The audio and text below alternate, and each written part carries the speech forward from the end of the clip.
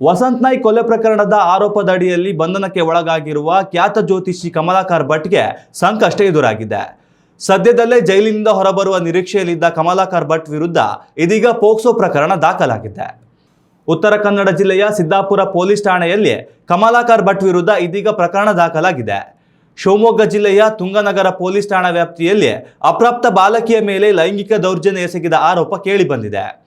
ಕೊಲೆ ಪ್ರಕರಣದ ತನಿಖೆ ವೇಳೆ ಕಮಲಾಕರ್ ಭಟ್ 10 ಪ್ರಶ್ನೆಗಳನ್ನು ಎದುರಿಸಿದರು. ಕೊಲೆ ನಡೆದ ಸಮಯದಲ್ಲಿ ನಾನು ಸ್ಥಳದಲ್ಲಿ ಇರಲಿಲ್ಲ, ಬೇಕಿದ್ದರೆ ನನ್ನ ಮೊಬೈಲ್ ಲೊಕೇಶನ್ ಚೆಕ್ ಮಾಡಿ ಎಂದು ಭಟ್ ಪೊಲೀಸರಿಗೆ ಸವಾಲು ಹಾಕಿದ್ರು. ಪೊಲೀಸರು ತಾಂತ್ರಿಕವಾಗಿ ಪರಿಶೀಲಿಸಿದಾಗ ಕೊಲೆ ನಡೆದ ಸಮಯದಲ್ಲಿ ಅವರು ಸಿದ್ದಾಪುರದಲ್ಲಿದ್ದರು ಎಂಬುದು ನಿಜವಾಗಿತ್ತು.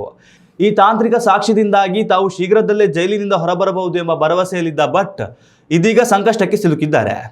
ಇದೇ ಸಮಯದಲ್ಲಿ ದಾಖಲಾದ ಪೋಕ್ಸೋ ಪ್ರಕರಣ ಅವರ ಎಲ್ಲ ಲೆಕ್ಕಾಚಾರಗಳನ್ನು ಉಲ್ಟಾ ಮಾಡಿದೆ.